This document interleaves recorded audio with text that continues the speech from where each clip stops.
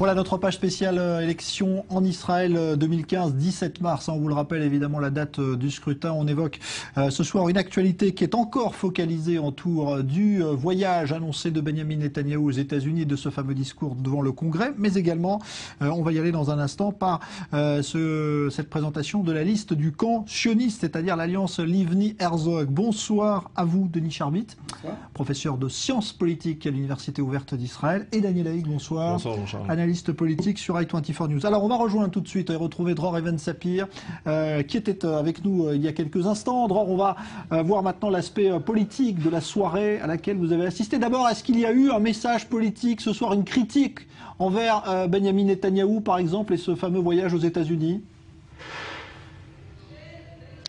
Écoutez, ce qui est intéressant, Jean-Charles, c'est que ce voyage aux États-Unis, ce discours prévu 2 semaines à peine avant le scrutin, avant les élections du 17 mars en Israël, a été à peine évoqué ou évoqué à demi-mot par les deux leaders de cette liste conjointe, le camp sioniste, donc Yitzhak Herzog, le chef de file du Parti travailliste, et Tzipi Livni, l'ancienne ministre des Affaires étrangères, ancienne ministre de la Justice.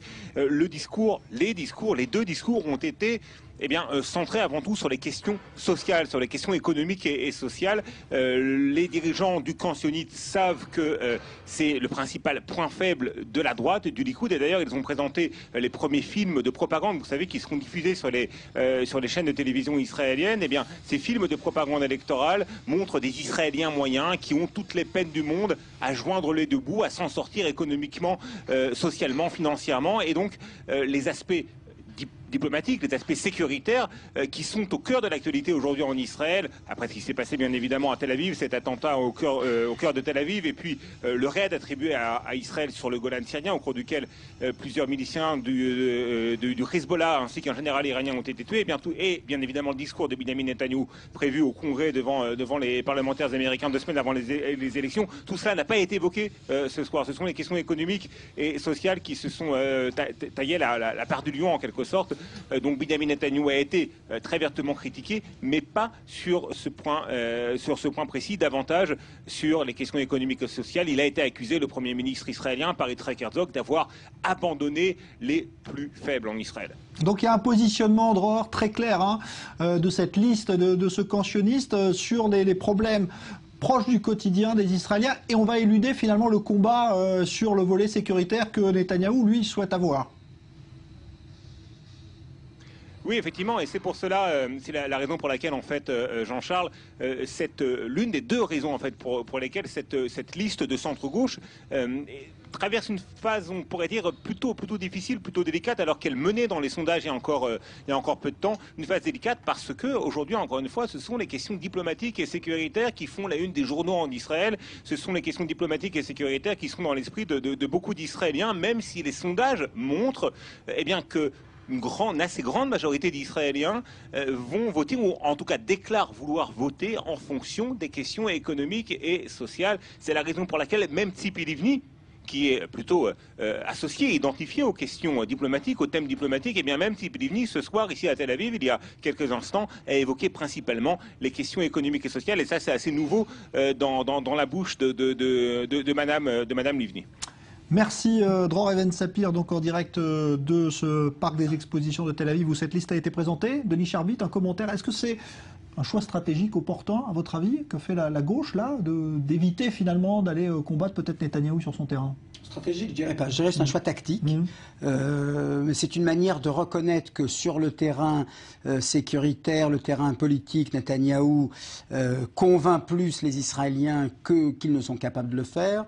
Alors que, effectivement, c'est sur le terrain économique et sur le terrain social que c'est le tendon d'Achille de Netanyahou, et c'est pour ça qu'on est allé aux élections en quelque sorte, et on en tire parti.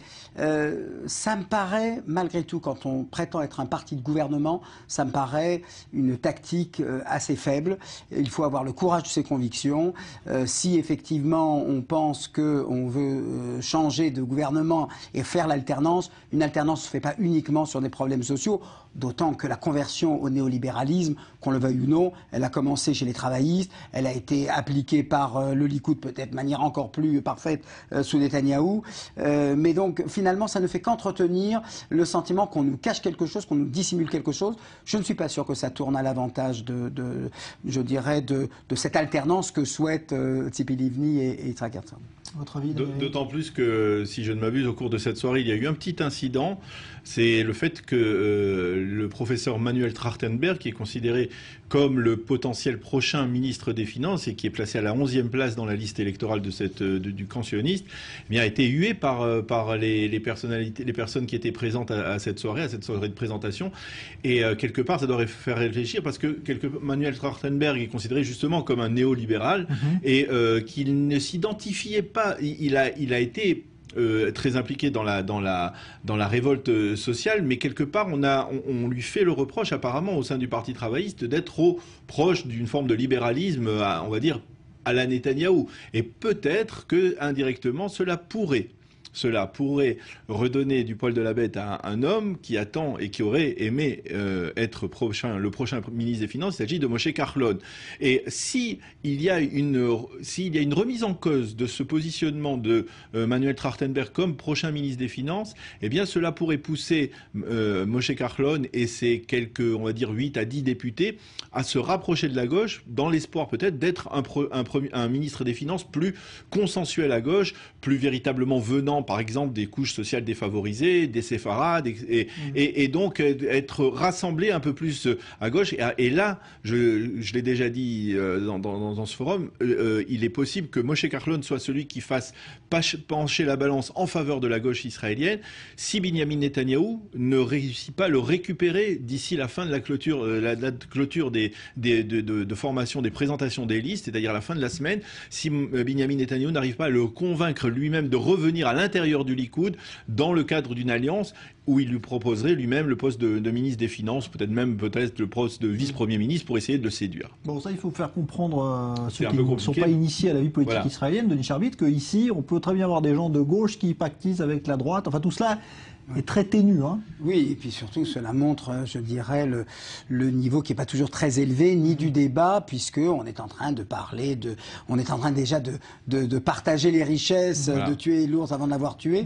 Je ne suis pas sûr que Trachtenberg soit un néolibéral. Il est bien sûr pour une économie de marché. Tu as évoqué, Daniel, la révolte sociale de l'été 2011. Il n'était pas, bien sûr, à l'initiative de cette protestation. Il a été celui qui a été chargé. Non, mais il a été chargé par Netanyahou d'écrire le rapport sur les réformes à faire, les réformes de longue durée, ambitieuses. Et c'est vrai qu'il a produit un rapport, je le dis pour l'avoir lu, d'une profondeur, d'une intelligence qui dépasse pour le coup les idéologies libérales, de socialistes, social-démocrates. De ce point de vue-là, je crois que c'est incontestablement une figure extrêmement importante. Il a refusé le poste de gouverneur de la Banque d'Israël. Voilà. Alors, c'est vrai que de ce point de vue-là, mais je dirais que c'est le social-démocrate culpabilisant le fait d'être un bourgeois, là où Moshe Kahlon incarne la même social-démocratie, mais celle qui vient d'en bas. Voilà. Et donc, de ce point de vue-là, il y a quelque chose, effectivement, qui les relie. Est-ce que Netanyahou ira jusqu'à appeler Moshe Kahlon? Il n'y a pas eu de fuite, en tout cas, je n'en ai pas entendu. Non, pour l'instant, je suis non. Pas, voilà. Pour l'instant, non, mais... Je crois qu'il y a renoncé. En revanche, je suis complètement d'accord avec cette analyse, d'après laquelle, en fonction de l'arithmétique, il faut insister là-dessus, en fonction de l'arithmétique du soir du 17 mars, Moshe Kahlon saura s'il fait alliance avec Netanyahou ou s'il fait alliance avec Bougie Herzog. Ça n'a rien à voir avec l'idéologie, ça n'a rien à voir avec son inclination, etc. Bien sûr qu'on peut prêter à Moshe Kahlon l'idée, comme c'était le cas pour Lieberman, mais Lieberman dans une situation difficile, donc il joue moins le rôle qu'il aurait pu jouer. Mais Kahlon, ce qui peut tenter Moshe Kahlon, c'est de mettre fin à l'ère Netanyahou. Il n'y a pas de grande différence. Quelqu'un qui a grandi dans le Grand Israël, voilà, c'est de dire, puisque je n'ai pas réussi, on ne peut pas le vaincre à l'intérieur du parti, essayons de le vaincre à l'extérieur en apportant ses voix et en incarnant par la suite une sorte de Likoud rénové. Enfin, c'est voir très loin encore. Ouais. Alors, je voudrais qu'on écoute, justement, parce que ça fait polémique depuis plusieurs jours en Israël, mais aussi aux États-Unis, eh bien, la réponse qu'a apportée aujourd'hui Benjamin Netanyahou à ceux qui lui reprochent d'aller prononcer ce fameux discours devant le Congrès américain à quelques jours des élections en mars prochain sur le nucléaire iranien. Benjamin Netanyahou. L'Iran ne doit pas posséder d'armes nucléaires. En tant que Premier ministre d'Israël, je suis tenu de faire tous les efforts possibles pour empêcher l'Iran d'accéder à l'arme nucléaire qui vise Israël. C'est un effort global et j'irai partout où je serai invité pour exprimer la position d'Israël et pour défendre son existence. Voilà, donc il n'a pas l'intention de renoncer, hein, Daniel Haig, visiblement. Apparemment, il n'a pas l'intention. Et ce qui est intéressant, c'est qu'apparemment, il est en train de faire ce qu'il avait reproché à Shimon Peres d'avoir fait durant le printemps de 1996, alors qu'il y avait une campagne électorale très vive, c'est-à-dire de se rendre devant le Congrès américain et de faire un discours qui a une connotation préélectorale d'une manière ou d'une autre.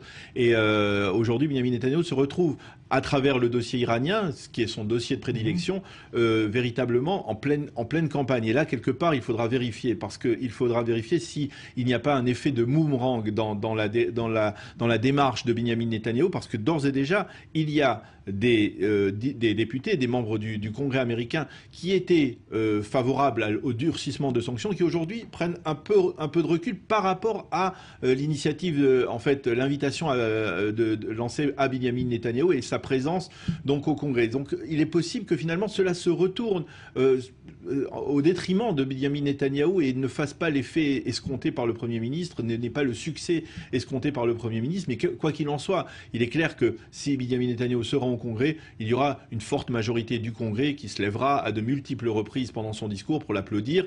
Et c'est tout ce que Benjamin Netanyahou souhaite en fait.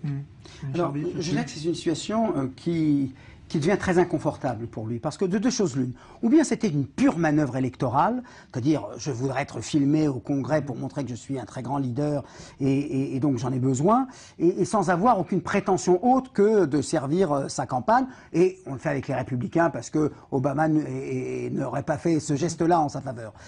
Alors, comme là, il a été pris au piège d'avoir essayé de contourner la Maison-Blanche, il dit non, pas du tout. C'est pas une question d'électoralisme. Je l'ai fait parce qu'il y a un accord qui va être signé et il faut que j'avertisse le Congrès du danger qu'il y a et donc les appeler à voter des sanctions.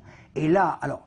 Là, pour le coup, ça paraît très, je dirais, très grave, très sérieux. Les intérêts supérieurs de l'État, c'est vrai que si les intérêts supérieurs de l'État sont en jeu, eh bien, on y va. Mais alors là, du coup, ça fait intervention, je dirais, dans les affaires intérieures même si ça touche aux intérêts d'Israël. Mais là, pour le coup, on va au clash. Je pense que la preuve, c'est qu'il ne sera pas la preuve, c'est qu'il ne sera pas reçu par le président Obama. Oui, parce que lui, Obama comprend bien que c'était pas simplement une manœuvre électoraliste, mais c'était une volonté de torpiller le programme, le projet de l'accord avec les Iraniens. Alors, je pense que Netanyahou est dans son rôle, d'une certaine manière. Il est dans sa priorité. Oui, tout à fait, dans sa logique. Et je pense là aussi, une fois de plus, que la réponse travailliste consistant à dire « Ah, mais attention, on est en train de mettre en cause les relations privilégiées, etc. » Il y a quelque chose qui est un petit peu réactif sans qu'on entende une vraie force de proposition. On n'entendra pas, bien entendu, Herzog dire bah, « Finalement, il faut peut-être s'habituer à l'idée que l'Iran reste un pays qui est au bord au seuil du développement, de la détention d'une arme nucléaire. » Et voilà, et je dirais, pour en venir au point initial, qu'on a le sentiment comme si le Parti travailliste avait peur, en quelque sorte, enfin le Parti travailliste, le cancioniste, puisque c'est comme ça qu'il faut l'appeler maintenant, avait peur de son ombre. Pourquoi il n'y a pas une autre politique à avoir avec Mahmoud Abbas? Il n'y a pas une autre perspective? On ne peut pas reprendre les négociations? On ne peut pas élargir... Je veux dire, il y a quand même ici, là-dessus, des choses. Alors, visiblement, l'opinion publique israélienne ne l'entend pas de cette oreille, d'où cette réserve-là, mais qui ne fait pas très crédible. Mais là, je pense qu'une fois de plus, c'est, je dirais, la mainmise des conseillers en communication qui, d'une certaine manière, tue le débat politique. Il y a des pressions, mais pour l'instant, qu'elles viennent d'ailleurs des États-Unis ou d'Israël, hein, pour dire à Netanyahou peut-être de renoncer à ce... Mais pour l'instant, il n'a pas l'intention de renoncer. Et je pense que quelque part, sur le fond du problème, finalement, Benjamin Netanyahou veut faire passer son message contre un accord avec l'Iran et il veut faire aussi montrer sa dimension de leader. Et cette occasion qui lui est offerte par John Boehner, qui est en fait, il ne faut pas l'oublier, un ami proche, un homme qui a un républicain donc d'envergure, mais qui a reçu une certaine somme de la part d'un homme qui est très proche de Benjamin Netanyahou, qui s'appelle Sheldon Adelson. Donc on se renvoie l'ascenseur à ce niveau-là. Je dirais pas que c'est de bonne guerre parce que ça pose quand même quelque part un problème. Il est clair que si Benjamin Netanyahou est réélu, eh bien, il aura du mal. Les 2 prochaines années seront délicates avec Barack Obama, mais en fait, les 6 dernières années étaient déjà difficiles, donc il n'y aura pas beaucoup de changements, mais peut-être un espoir de la part du Premier ministre, s'il est réélu, d'espérer que dans 2 ans, dans un peu moins de 2 ans, eh bien, les Républicains reviendront à la Maison-Blanche. Ouais. Bon, en tout cas, ouais. C'est vrai, non, et c'est vrai que là aussi, sur ce plan-là, je trouve Barack Obama et l'équipe et l'administration américaine un peu faibles. Alors, de 2 choses l'une, soit on n'est pas d'accord et on frappe sur la table et on se contente pas de petites phrases, de matchs. Je veux dire, il y a quelque chose aussi. Enfin, finalement, au bout du compte, si toute la réaction d'Obama, c'est de fermer la porte, de ne pas le recevoir, etc., on est dans le symbolique, on est dans le rituel. Ça va pas plus loin que ça. C'est pas ça qui met en cause. On a déjà compris depuis longtemps qu'ils ne s'entendaient pas. Voilà, mais je rappelle par exemple que James Baker en 92, lorsqu'il n'a pas été content, il a dit il n'y aura pas de garantie bancaire. Un point, c'est tout. C'est vrai que c'est Rabin. Et appelez-moi à mon numéro de téléphone quand vous serez prêt. Merci Daniel Haïk, merci Denis Charbit. Dans un instant, l'invité du Grand Direct, un parti ou une association islamiste qui est autorisée en Israël.